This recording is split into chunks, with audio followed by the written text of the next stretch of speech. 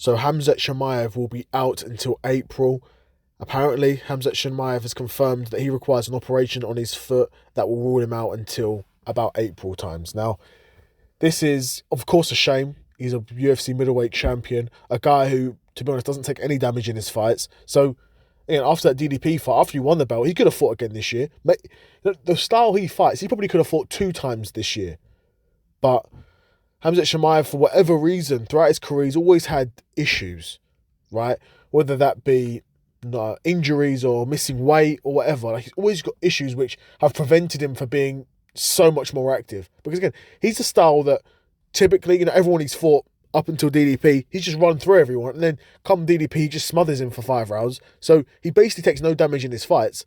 But he's seemingly taking damage outside of his fights. And, of course, an operation is never a good thing. Being out of the octagon for this long is never a good thing, especially when you're a champion. And like I said, especially when you've got a style which lends itself to, honestly, being able to fight very often.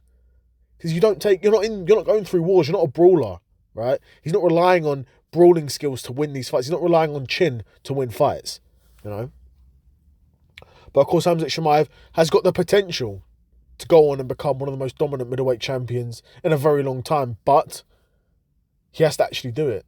Just because I think he can do it doesn't mean he's done it. He needs to actually do it. And the only way to do that is by fighting and beating the top contenders. There's a few names at middleweight. I think Imavov is the, immediate, obvious option for next title contender. And that fight should be next. A shame we're going to have to wait until after April to see it, if that's the fight they go with. Maybe Imavov fights someone else in the meantime. I mean, to be honest, there's not a huge amount of people for Imavov to face at the moment. There's no point in facing DDP. Again, DDP's another guy. He could have been in there again very soon because he took no damage in that Khamzat fight, if we're being honest.